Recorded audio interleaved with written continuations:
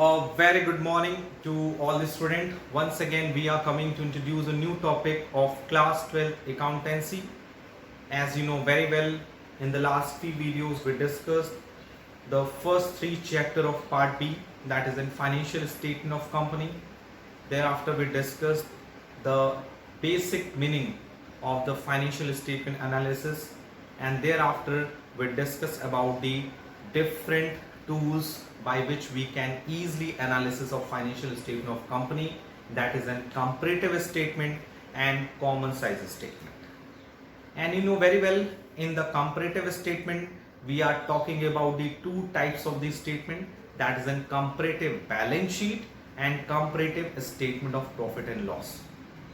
Whereas in common size statement we are talking about the common size statement of PL and common size balance sheet. So in this video, firstly we discuss the few important question.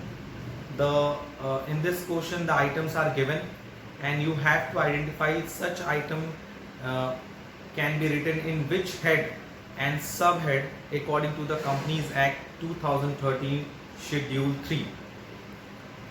After that we discuss the few questions from the common size balance sheet, and after that we discuss the basic concept of trend percentage. So without creating delay, let's we discuss the first question of today's video, and the question is under which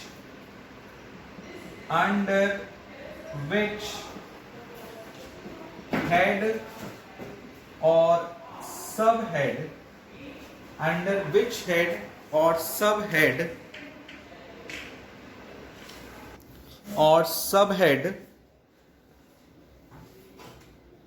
the following items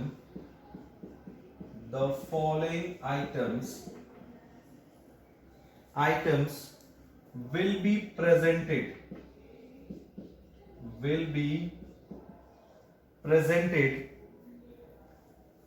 in balance sheet of company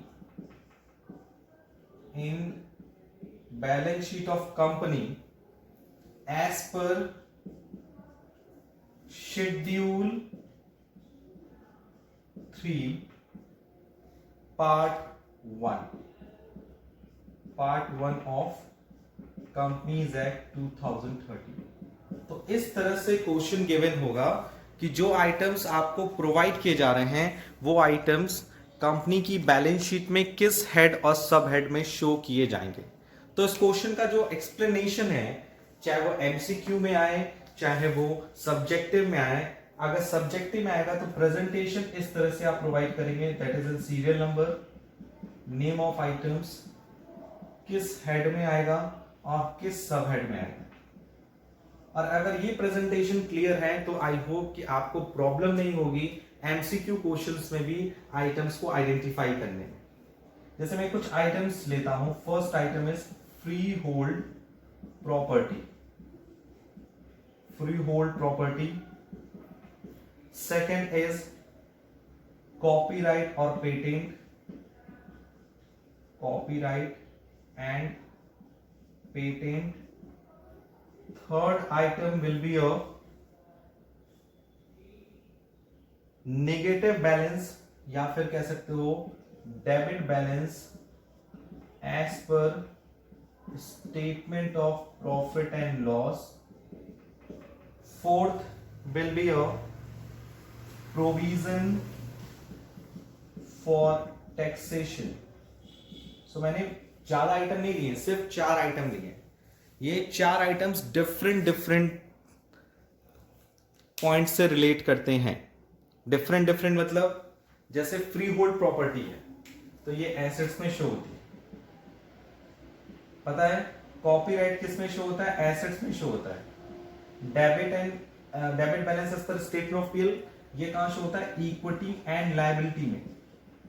provision for taxation भी कहां show होता है? Equity and liability में। तो पहले आपको identify करना पड़ेगा कि ये किस पार्ट में शो होता है, किस साइड शो होता है, और उसमें एसेट्स में दो सब हेड होते हैं, non current assets and current assets. तो फ्री होल्ड प्रॉपर्टी क्या है? Non current assets. Copyright and patent क्या है? Non current assets. Equity and liability का जो डेबिट बैलेंस इस पर रिजर्व सरप्लस है वो किस हेड मेजर हेड में आता है? तीन होता है ना, shareholder fund, non current liability, current liability. Yes sir, तो ये किस में जाएगा आपका? Non current liability. सही लिखा है? नहीं sir, shareholder fund. Yes, shareholder fund. और provision for taxation short term period के लिए होता है, तो ये किस में जाएगा आपका? Current liability. तो आपको ऐसे गेस करना है, ऐसे सीक्वेंस बनाना है कि वो किस घर में रहता है, घर के किस कमरे में रहता है। तो अभी आपने हेड मतलब डिसाइड किया है कि वो किस घर में रहता है और उस घर के किस रूम में रहता है, which is known as an sub head. जैसे फ्री होल्ड प्रॉपर्टी का घर क्या है? एसेट्स के नॉन करंट एसेट्स में रहता है। मतलब एसेट्स मान लीजिए एक कॉलोनी है और कॉलोनी के किस घर में रहता है? नॉन करंट एसेट्स में। और नॉन करंट एसेट्स में आपको पता है कई तरह के सब हेड्स थे। तो फ्री होल्ड प्रॉपर्टी क्या है? फिक्स एसेट्स है। फिक्स एसेट्स का क्या है? टेंजिबल है।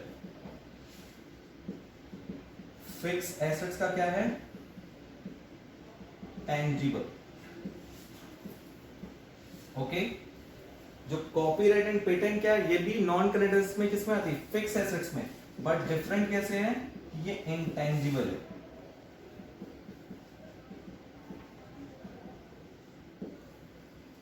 डेबिट बैलेंस एज पर statement of PL, you know very well, it is a loss.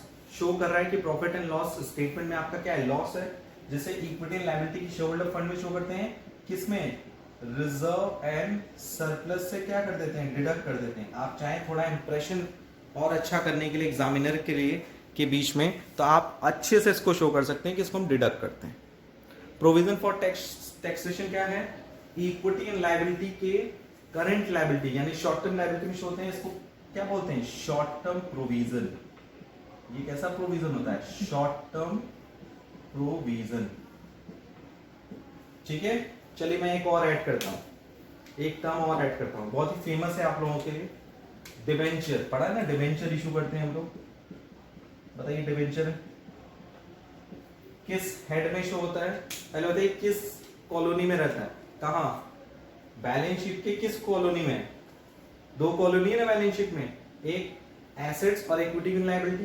तो डिबेंचर इज अ लायबिलिटी, तो उसको किस कॉलोनी में रहता है? Equity and liability. उस कॉलोनी के किस घर में रहता है? तीन घर है ना उस इक्विटी एंड लायबिलिटी में। कौन कौन से? पहला share holder fund, non current liability, current liability. तो उसका रिलेशन किससे? लायबिलिटी से। लायबिलिटी में शॉर्ट टर्म की long term? Sir long term, non current liability. Okay, अब आपको डिसाइड करना है कि उस घर का तो पता चल गया लेकिन रूम का पता बताइए, किस रूम में रहता है?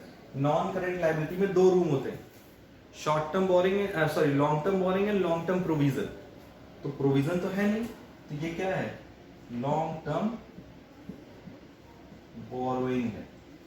सो यू कैन सी दैट अगर आप ऐसे स्टडी करेंगे, ऐसे चीजों को गेस करना, आइडेंटिफाई करना और लर्न करके एक बार फिर से ऐसे एक्सरसाइज सॉल्व करना, आपको 100% सब्जेक्टिव में ये क्वेश्चन पूछना है चाहे ऑब्जेक्टिव में पूछे, आपको कोई प्रॉब्लम नहीं आएगी। एग्जाम में क्या होता है? Items will be given and you have to identify. आपको आइडेंटिफाई करना पड़ता है कि ये आइटम कहां शो करते हैं। एग्जाम में 4 ऑप्शन गिवन रहेंगे, तो आपको ऑप्शन जो जनरली इससे रिलेटेड हो, इससे कम रिलेशन होगा। चलिए एक और मैं पॉइंट पे चलता हूं, 6 आइटम पे मैं चलता हूं। वो 6 आइटम क्या है? Propose dividend. इसको पहले को लेकर जब कंपनीज एक्ट का जो नया बैलेंस शीट का फॉर्मेट नहीं था, तो उसको दिखाने का तरीका अलग था। प्रपोज डिविडेंड हम कहां दिखाते हैं? तो according to AS4 you know very well, event and consequences occurring after balance sheet date, इस एएस के कारण क्या हो गया है? Propose dividend will not shown in the asset side और इक्विटी एंड लायबिलिटी साइड। यानी किसी कॉलोनी के लिए कोई घर नहीं मिला है, यानी इसका कोई हेड मतलब कोई इसका दो साइड नहीं, बल्कि इसके लिए क्या मिला है? इसको माना गया है कॉन्टीजेंट लायबिलिटी। कॉन्टीजेंट लायबिलिटी में शो होता है। जबकि प्रीवियस ईयर का प्रपोज डिविडेंड हो चाहे करंट ईयर का प्रपोज डिविडेंड हो, ये पूरी तरह से क्या माना जाता है, कॉन्टिजेंट माना जाता है। तो उसको नोट डाउन कर लीजिए। इसी तरह से क्वेश्चंस में, बुक में आपके कई तरह के प्रैक्टिस क्वेश्चंस गिवन होंगे, उसको सॉल्व करेगा, इसी फॉर्मेट में कोशिश करेगा और बेटर प्रिपेयर करेगा, लाइन वाइन खींच के प्रिपेयर करिएगा, ताकि आपका प्रेजेंटेशन भी अच्छा होगा और आपको ये टॉपिक अच्छे से समझ में आएगा। चलिए हम लोग मूव करते हैं the next topic, that is in preparation of common size balance sheet. Okay, so let's we move to the next question of today's video and the question is preparation of common size balance sheet. कल हम लोगों ने common size balance sheet की जगह हम लोगों ने पहले स्टार्ट किया था common size statement of PL. वैसे फॉर्मेट लगभग सबका सेम है। हम लोगों ने कंपैरेटिव स्टेटमेंट ऑफ पीएल पे भी क्वेश्चन डिस्कस कर लिया, common size statement of PL पे भी क्वेश्चन डिस्कस कर लिया। हम लोगों ने बैलेंस शीट पे क्वेश्चन नहीं डिस्कस किया। सो हम लोग पहले आज न्यू टॉपिक स्टार्ट करने से पहले हम लोग एक क्वेश्चन डिस्कस कर लेते हैं which are related to the common size balance sheet. Okay, so the question is prepare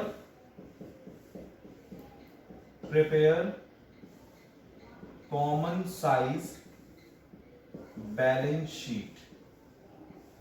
ठीक है, क्वेश्चन में कह रहा है आप कॉमन साइज बैलेंस शीट बनाइए और इंफॉर्मेशन जो है वो इस तरह से है, पर्टिकुलर्स, नोट नंबर एंड 2018 की वैल्यू गिवन है एंड 2017 की। तो मैं इसको सही कर लेता हूं, पहले 2017 की वैल्यू लिख देता हूं, फिर 2018 की। क्वेश्चन में क्या होगा, जनरली करंट ईयर पहले दिया रहेगा, प्रीवियस ईयर बाद में। तो आप उसको जब सॉल्व करेंगे तो उसको करेक्ट करेंगे, पहले प्रीवियस ईयर को लिखेंगे फिर करंट ईयर को लिखेंगे। And information is given equity and liability. Equity and liability में पहला दिया है share holder fund and share holder fund की वैल्यू है, उसमें भी दिया है reserve and share capital, reserve and surplus. उसके बाद दिया है नॉन करेंट लायबिलिटी और फिर करेंट लायबिलिटी, फिर टोटल किया है उसने। फिर सेकंड है आपका एसेट्स। एसेट साइड में non current assets. Non current assets में you know very well fix assets आता है, तो क्वेश्चन में सिर्फ फिक्स एसेट्स के बारे में इंफॉर्मेशन है। फिक्स एसेट्स का कौन कौन सी वैल्यू दी हुई है, tangible and intangible. Tangible and intangible, tangible assets and intangible assets. और सेकंड है आपका non current assets, sorry current assets, जिसमें दो आइटम्स गिवन है, एक है आपका इन्वेंट्रीज और दूसरा आइटम दिया है cash and cash equivalents. Cash and cash equivalents याद रखिएगा। और फिर उसको लास्ट में क्या किया, उसने टोटल कर दिया। ठीक है, ये तो हो गया रफली फॉर्म में मैंने बैलेंस शीट बना दी है और अब मैं क्वेश्चन के अकॉर्डिंग उसमें वैल्यूज पुट करने जा रहा हूं। ठीक है, प्रीवियस ईयर की वैल्यू सारी का कितनी कितनी है, शेयर कैपिटल की वैल्यू दिया है 30 लाख, शेयर कैपिटल की वैल्यू है 30 लाख, रिजर्व एंड सरप्लस की वैल्यू है 4 लाख, नॉन करेंट लायबिलिटी की वैल्यू है 10 लाख एंड ट्रेड पेबल यानी कि लॉन्ग करेंट लायबिलिटी की वैल्यू है 6 lakh. So total of liability of the previous year is 50 lakh. Asset side में टेंजिबल की वैल्यू है 30 लाख, इनटेंजिबल की वैल्यू है 6 लाख, इन्वेंट्रीज की वैल्यू है 10 lakh, cash in cash equivalent की वैल्यू है 4 लाख, टोटल आ गया 50 लाख। सो यहाँ प्रीवियस ईयर का भी वैल्यू आ गया, हमने प्रीवियस ईयर की सारी वैल्यूज क्या कर ली, राइट डाउन कर दी। उसके बाद हम लोग करंट ईयर की वैल्यू की तरफ मूव ऑन करेंगे which are given in the question। Current year की वैल्यूज में गिवन है 40 लाख, 6 लाख, 12 लाख, 2 लाख। 40 लाख, 6 लाख, 12 लाख, 2 लाख। तो ये हो गया 60 लाख। उसी तरह से टेंजिबल में 40 लाख, 2 लाख, 2 लाख, 12 लाख, 6 लाख। अच्छा, सिमिलर चीजें की मैंने 40 लाख, 2 लाख, 12 लाख, 6 लाख, और इसका भी टोटल कितना आ गया 60 लाख। थोड़ा सा जीरो पे ज्यादा कंसंट्रेशन करिएगा, जीरो होते बहुत छोटे छोटे हैं मेरे, लेकिन you know very well zero से पूरा क्लियर कॉन्सेप्ट ही क्लियर हो जाता है। सैलरी आए या कोई पैसा आया और इसमें एक जीरो बढ़ जाए तो बात ही कुछ और हो जाती है। ठीक है, तो ये आपने एक बैलेंस शीट का मैंने फॉर्मेट आपको दे दिया। अब with the help of this data, एक तरह का डाटा है, इस डाटा के हेल्प से you have to prepare the common size balance sheet. तो कॉमन साइज में आपको पता है as it is balance sheet copy करनी पड़ती है, मैंने कॉपी कर दिया, और उसमें 2 एडिशनल कॉलम और बनाने पड़ेंगे, 2 एडिशनल कॉलम। और पता है कॉमन साइज में एक चीज कॉमन होती है, जैसे स्टेटमेंट ऑफ पीएल में कॉमन क्या होता है, रेवेन्यू फ्रॉम ऑपरेशन, यानी सबको हम कन्वर्ट करते हैं परसेंटेज में with the taking a base, single base. Statement of PL में बेस क्या होता है, yes, revenue from operation.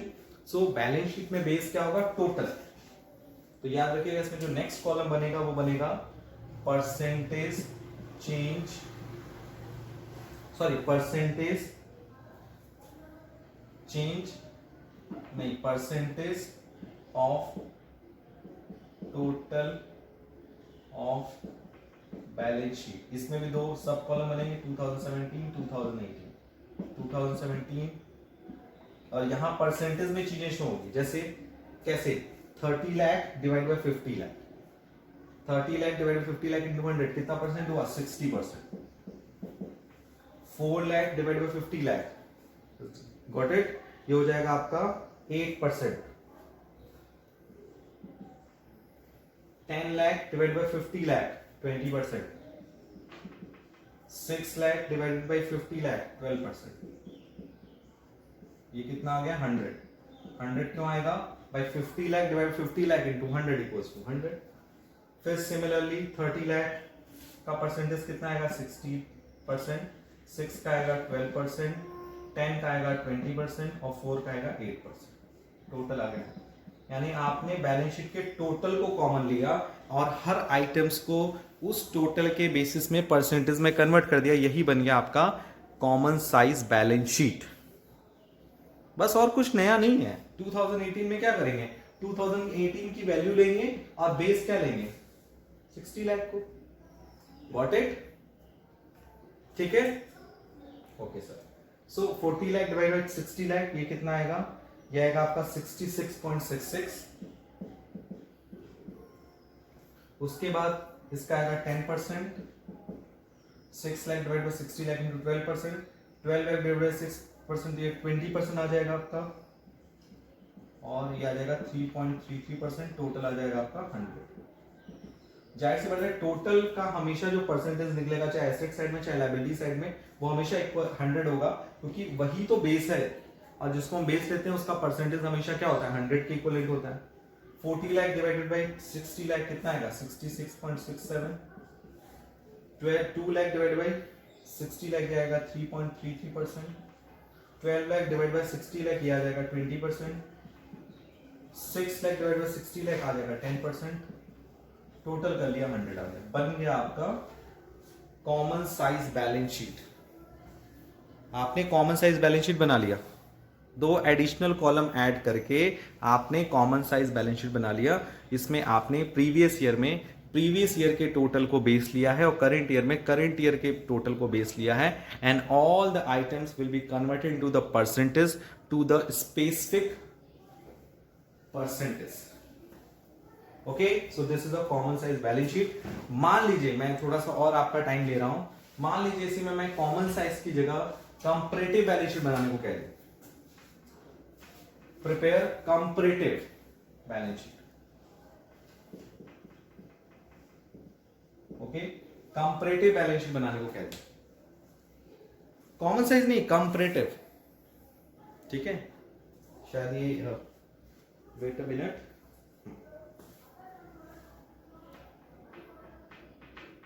Comparative balance sheet बनाने को कह दिया जाए तो यहाँ क्या होगा सर, यहाँ क्या होगा आप बताइए, सोचिए सर। यहाँ पे जो दो एडिशनल कॉलम आपने ऐड किए वो चेंज हो जाएंगे, क्योंकि कॉमन साइज में हम एक चीज कॉमन लेके हर आइटम्स को परसेंटेज में कन्वर्ट करते हैं। कंपैरेटिव में ऐसा नहीं होता है। कंपैरेटिव में भी दो कॉलम ऐड होते हैं, लेकिन दोनों कॉलम जो ऐड होते हैं वो अलग होते हैं, दोनों कॉलम की हेडिंग अलग होती है। कंपैरेटिव में हम लोग क्या करते हैं, first of all we find out the absolute changes. सबसे पहले हम लोग एब्सोल्यूट चेंजेस फाइंड आउट करते हैं, फिर एब्सोल्यूट चेंजेस के बाद परसेंटेज ऑफ एब्सोल्यूट चेंजेस निकालते हैं। आप ऐसे मान लीजिए कि अगर एक ए है ये बी है, तो जो एब्सोल्यूट चेंजेस होगा वो कैसे निकलेगा, बी माइनस ए, यानी बी में से ए को माइनस कर दीजिए, आ जाएगा आपका absolute changes. It may be positive और negative. Similarly percentage of absolute changes जब निकलेगा तो इसका फॉर्मूला ये होगा कि जो एब्सोल्यूट चेंजेस आया यानी बी माइनस ए, उसको डिवाइड करेंगे ए से और इनटू करेंगे 100 से। यानी जो एब्सोल्यूट चेंजेस है it will be divided by a, यानी प्रीवियस ईयर इनटू 100। जैसे अब पहले हम एब्सोल्यूट चेंजेस निकाल लें तो you can see that 30 lakh 40 lakh change हो रहा है, 10 लाख पॉजिटिव में, 4 लाख से 6 लाख 2 लाख में चेंज हो रहा है पॉजिटिव में, 10 लाख से 12 लाख 2 लाख में पॉजिटिव चेंज हो रहा है, 6 लाख से 2 लाख यहां नेगेटिव चेंज हो रहा है, और टोटलिटी में कितना चेंज हो रहा है, 10 लाख। यहां पे भी सिमिलरली चेंज कितना हो रहा है, 10 लाख पॉजिटिव में, 4 लाख नेगेटिव में, 2 लाख पॉजिटिव में, 2 लाख पॉजिटिव में, डिवाइडेड बाय 10, टोटल में 10 lakh change. You can see that balance sheet का जो टोटल है वो प्रीवियस ईयर में भी लायबिलिटी में भी 10 लाख का चेंजेस है, एसेट्स में भी 10 लाख का चेंजेस है। अब हम जब परसेंटेज फाइंड आउट करेंगे तो परसेंटेज कैसे निकलेगा, सिंपल है, 10 लाख डिवाइडेड बाय 30 लाख। तो 10 लाख डिवाइड बाय 30 लाख कितना हो गया, 1/3 हो गया। 1/3 मतलब 33.3। Simple.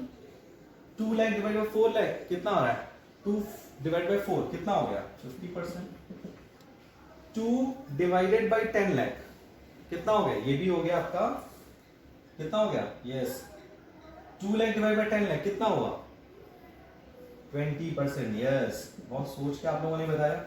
4 lakh divide bye 6 lakh minus में है, तो यहां जो परसेंटेज लिखेंगे वो माइनस में लिखेंगे, ब्रैकेट में, क्योंकि स्टेटमेंट में जब भी आप कंपैरेटिव या कॉमन साइज बनाइए और कोई चीज माइनस में एक्सप्रेस हो रही है तो उसको आप इन ब्रैकेट में शो करेंगे, चाहे वो रुपीज में हो चाहे वो परसेंटेज में।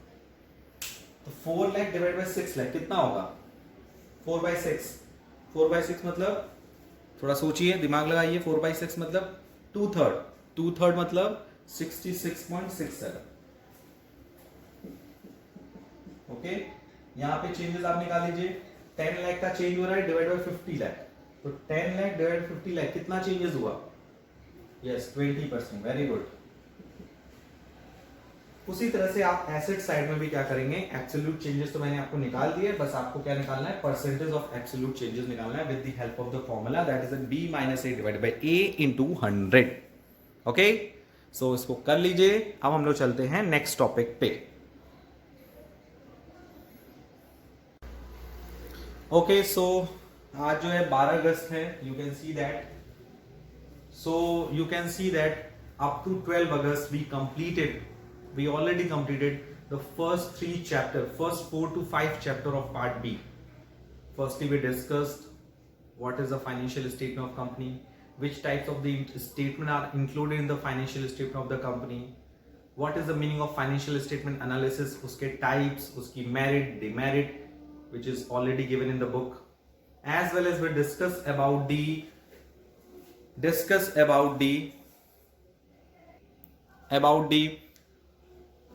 various tool by which we can easily analyze the financial statement of the company, that is in comparative and common size.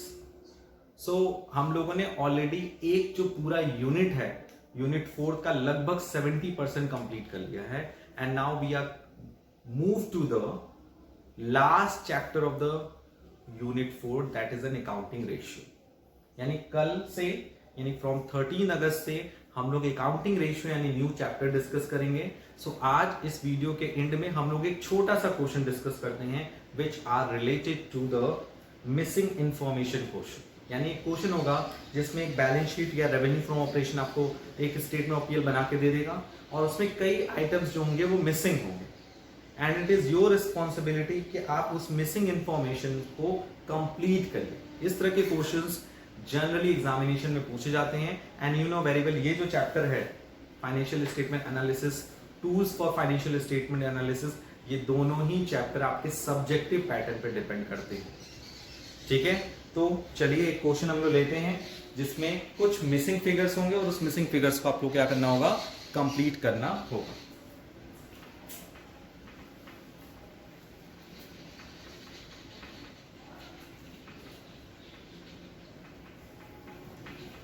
Basically जो ये क्वेश्चंस होंगे वो क्वेश्चंस आपके लॉजिकल थिंकिंग में डिपेंड करेंगे कि आप चीजों को कैसे सोच रहे हैं। इसलिए मैं इस क्वेश्चन को कंप्लीट सॉल्व नहीं कराऊंगा, कुछ पार्ट तक मैं सॉल्व करा दूंगा और आफ्टर सीइंग द वीडियो, मतलब पूरा वीडियो देखने के बाद it is your responsibility, it is your homework कि आप इस मिसिंग इंफॉर्मेशन को कंप्लीट करिए और उसका सॉल्यूशन मुझे भेजिए।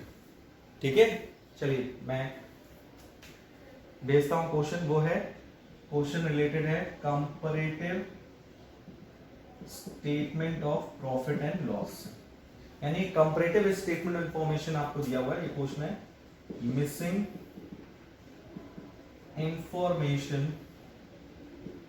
Information questions. ठीक है, मिसिंग इंफॉर्मेशन क्वेश्चन बहुत ही छोटा सा है, मैं शॉर्ट में इसमें आपको एक्सप्लेन करूंगा इसको। सपोज क्वेश्चन में गिवन है is revenue from operation, note number, particulars होता है, नोट नंबर होता है, प्रीवियस ईयर की अमाउंट होती है, करंट ईयर की अमाउंट होती है, फिर उसके बाद एब्सोल्यूट चेंजेस होता है और उसके बाद परसेंटेज ऑफ एब्सोल्यूट चेंजेस। मैंने शॉर्ट में आपको फॉर्मेट बता दिया। ठीक है, ऐसे सारे आइटम्स होते हैं। तो उसमें पहला आइटम दिया हुआ है रेवेन्यू फ्रॉम ऑपरेशन, पहला आइटम दिया है रेवेन्यू फ्रॉम ऑपरेशन। दूसरा आइटम दिया है अदर इनकम, तीसरा आइटम है टोटल इनकम, उसके बाद दिया है एक्सपेंसेस और उसके बाद दिया है प्रॉफिट बिफोर टैक्स।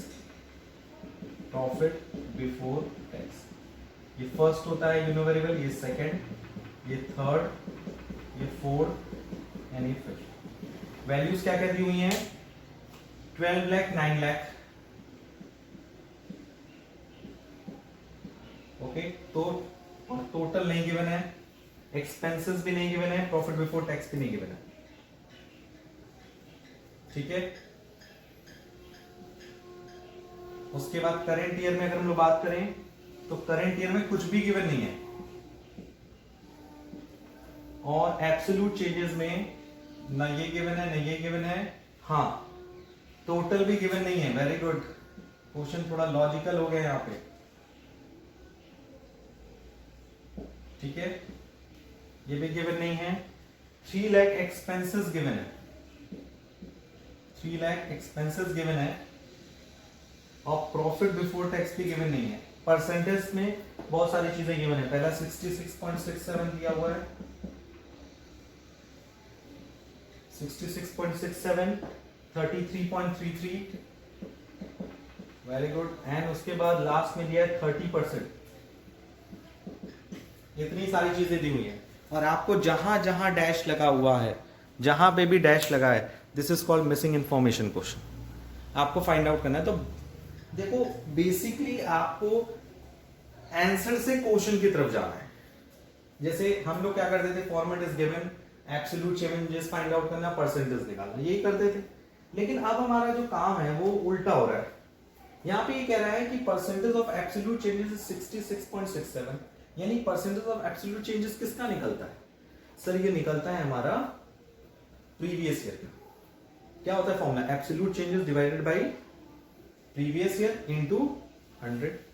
ये गिवन, यानी कि जो एब्सोल्यूट चेंजेस है वो प्रीवियस ईयर का कितना परसेंट है, 66.67 यानी 2/3, यानी एब्सोल्यूट चेंजेस कितना है, यस 8 लाख।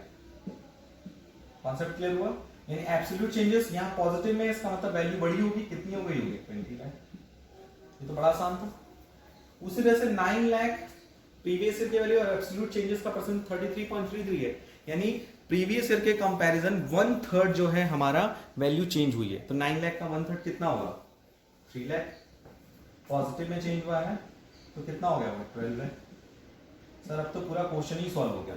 ये आ गया 21 लाख, ये आ गया 32 लाख, ये आ गया 11 लाख, और आप निकालो 11 lakh divide by 21 lakh into 100 आ जाएगा एब्सोल्यूट चेंज। एक्सपेंसेस नहीं गिवन है, लेकिन ये तो पता है कि absolute change is equal to 30%। Absolute change जो है वो 30% के बराबर है, और एब्सोल्यूट चेंज किसके बेसिस पे निकलता है, प्रीवियस ईयर। यानी कि एब्सोल्यूट चेंजेस इज 30 लाख जो कि 30% के इक्वलेंट है, तो 100% कितना होगा, सिंपल सी बात है, 30 lakh 3 lakh divide bye 30 into 100 is 10 lakh. अब 10 लाख पता चल गया, एब्सोल्यूट चेंज 3 लाख है, तो एक्सपेंस कितना होगा, 13 लाख हो गया। आप टोटल इनकम में से टोटल एक्सपेंस को माइनस कर दो, प्रॉफिट बिफोर टैक्स आपके हाथ में होगा, और आपका ये कंप्लीट हो गया मिसिंग इंफॉर्मेशन क्वेश्चन, जिसमें आपने क्या किया है, कई सारी जो ब्लूज में मैंने आपको वैल्यूज दिखाई हैं वो सब आपने फाइंड आउट कर लिया। नोट डाउन कर लीजिए, इस तरह के क्वेश्चन आपके लिए एग्जामिनेशन में चैलेंज क्रिएट कर सकते हैं, ठीक है।